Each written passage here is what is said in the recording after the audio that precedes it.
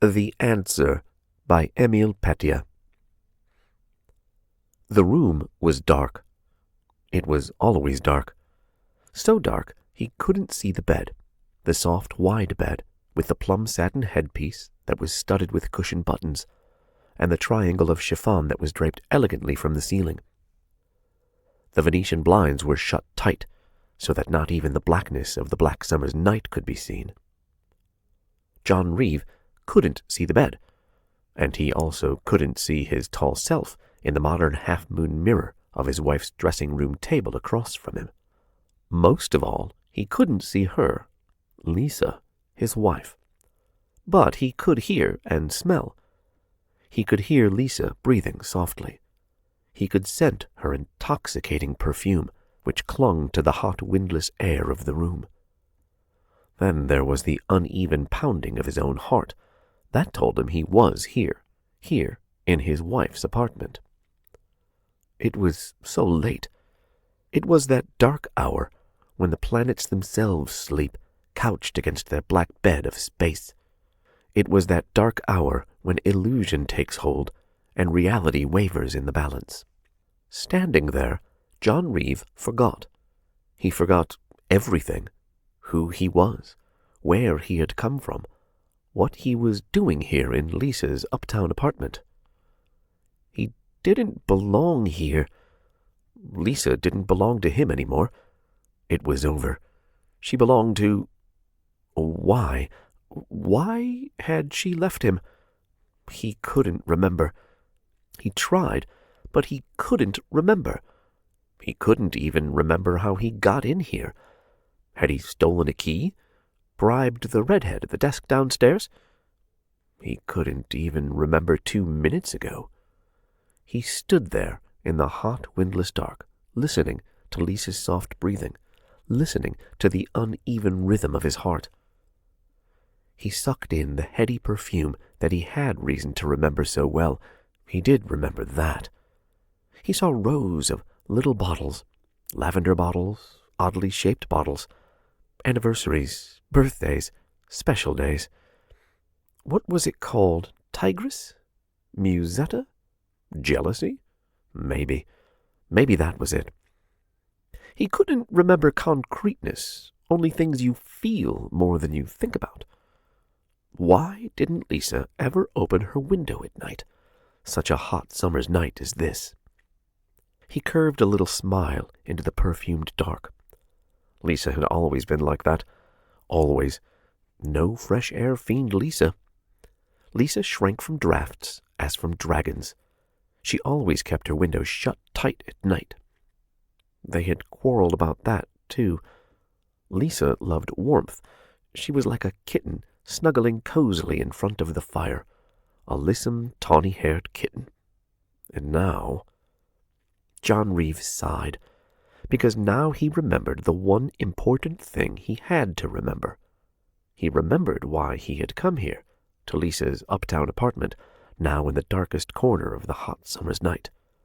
All in a rush it came to him, a rush of tremulous feeling. There was no thought behind it. It was pure feeling. He didn't stop to analyze the wherefores to any degree, or to catalog them neatly in the pigeonholes of his brain. He just knew what he had to do, and he did it. He walked over to the bed and strangled Lisa. It wasn't bad, but the long moment afterwards was. The room was just the same. The windless heat, the jealous scent of Lisa's perfume mingled with the scent of her tawny, unseen hair. His hands saw it, though, blindly, so soft and silky under them. Lisa was so still. She died so gently. The silence, while he hung there over Lisa, barely touching her hair, held as in a cup all the ache and the agony a man can endure. Then the telephone started to ring. He didn't look at it. This sudden sound, shattering the cup of silence, made him shudder. It rang and rang. Answer it. It was a prickling voice in his mind. No, it wasn't. It was a tiny ghost that had hidden in the curve of his ear and was whispering into his ear's cavern, then shouting merrily against the membrane of his eardrum. "Answer it!" It was Lisa. He recognized her voice. He pulled up sharply, tossing a heavy breath across the bed. "Lisa, you fool. If I answer it, then they'll know I was here. They'll say I killed you, and they'll strap me down in a chair and send 10 million volts of electricity through me, and I'll be as dead as you are." The voice changed now. It wheedled. It caressed. It coaxed him. It made a joke out of it. Then, "Please answer the telephone, darling. You know I can't stand to leave it ring like that. It's somehow sacrilegious. Please, darling." It was true. If Lisa were alive, she wouldn't leave her telephone ringing like that. Never. That was one thing Lisa was meticulous, even fetishistic about. She might not be so meticulous about other things, such as husbands, but she invariably flew to the telephone when it rang. She used to lie on her silken bed and talk to it for hours, caressing it with her long red-tipped fingers. Lisa had loved the telephone. She had loved it above everything else. Maybe more than John. What do you mean, maybe? Of course she loved it more than she had loved John. He didn't move, so the ghost in his ear began to taunt him. "You always used to want to know who was calling me, John. You used to insist on knowing. You used to try to beat me to the telephone. Well, now's your chance." John Reeves stiffened. That was true, too. All too humiliatingly true. He made a rough noise in his throat, then brushed a hand across the darkness. He located the telephone by its impudent burring. He reached for it, and almost had it. Then he woke up. Of course it was only a dream. Of course. He hadn't really killed Lisa. It was only this dream he kept on having over and over and over. A man could go out of his mind, and always the same. That was why he couldn't remember going to Lisa's apartment, or getting in, or anything like that. Just being there, feeling the oppressive summer heat, the dark silence, scenting Lisa's jealous perfume, wondering why she never opened a window, and then strangling Lisa. But the telephone was the worst thing. He didn't like to strangle Lisa. It was definitely not the act of a gentleman, and John Reeve considered himself a gentleman. He was never crude, at least. When Lisa casually one night after dinner said, "Darling, I'm leaving you," he didn't exactly yawn, but put something of the effect of a yawn into his smile. "Oh, are you, dear?" He was too much of a gentleman to try to hold her if she wanted to go, even for one day. But it hurt.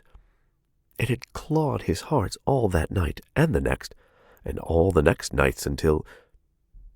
Of all the things that tortured him in his dream, the telephone was by far the worst.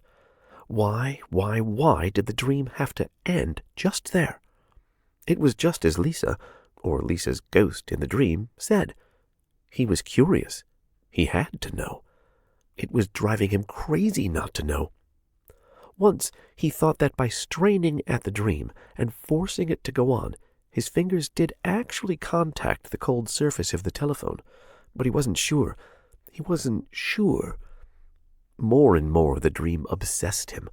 Like a succubus, it drained him and pummeled him and lay heavily on him. He did other things.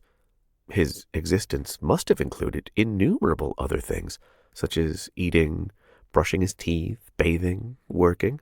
Working, of course. Working at what? Sometimes he thought vaguely that it had to do with fuel, but what did that matter? The dream was the only thing that mattered. It was the most important factor in his miserable existence. Always the same. Always the telephone ringing just after he strangled Lisa. Always the little ghost in his ear. He tried to reach the telephone. He strained hard, but he never could, not quite. It was the damnedest thing. Oh, it must have been eons, at least, before the dream began to edge in his favor. Perceptibly, the dream began to last longer. Each time he fought to keep the dream going. That was the only way he would ever know. The conclusion of the dream lay in his actually picking up that telephone and finding out who was calling. He had to know. Lisa's ghost pleaded and begged him to answer it. Her telephone mania in life had extended itself beyond the grave.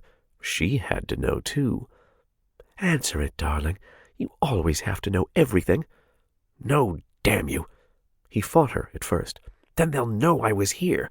They'll pin your murder on me. They'll strap me in a chair and—" All the same, he knew he had to answer that telephone, no matter what happened. Lisa had always teased him about his curiosity in the matters of her many telephone calls.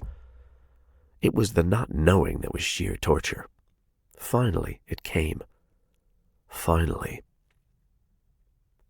The room was quite dark. It was always dark. He couldn't see the bed, the soft, wide bed, with the plum satin headpiece that was studded with cushioned buttons, and the triangle of chiffon that was draped elegantly from the ceiling. The Venetian blinds were shut tight. The summer heat was stifling. It was like an impenetrable wall. But he could hear and smell. He could hear Lisa breathing softly. He could scent the madness of her perfume. He couldn't remember how he came here, now, in the night's darkest corner. Why doesn't Lisa ever open her window? Such a hot summer's night. Lisa, warm, cozy little Lisa, like a tawny kitten curled up by the fire. She could never stand a single breath of cold air. Maybe that was why. Maybe some of his words were breaths of cold air. In the beginning, everything had been so warm and cozy. Then coolness, coldness. "Why weren't you here when I telephoned today? You're always so careful to answer the telephone. Why not me? Who was the man that called you on the telephone while you were out? Not your hairdresser. Not again." Then Lisa went away. John Reeve curved a smile into the darkness and walked to the bed and strangled Lisa. Then the long silence before the telephone rang. It was so hot. His forehead was sticky. So frightfully hot here without a single open window. "Brrr! Answer it. Answer it, darling." Why was Lisa so anxious, perched there on his earlobe? Why? Only because she'd always been fanatical about answering telephones while she was alive, and now, dead, she clung to her fetish. Or was it to tantalize him into making his presence here in her apartment at the time of her death known, so that the police— "Answer it, darling." He reached for it in the darkness. This time he strained harder than ever. This time he reached it. He had to. He had to know. No matter what happened, he had to know. It was driving him crazy. Surely such a torture must have an end. He made it. His hand grasped the telephone and held onto it grimly. He put it to his ear in triumph. "Hello?" he told it. "Hello!" Silence. The room was a cup of black silence. "Hello!" he shouted. "Who is this? Tell me who this is!" There was a low wisp of laughter. It might have been the instrument, or it might have come from Lisa's tiny ghost, still perched on his earlobe. "Who is it?" he demanded. "Central office," answered a voice like the largest pipe in a church organ. "Satan speaking." The end.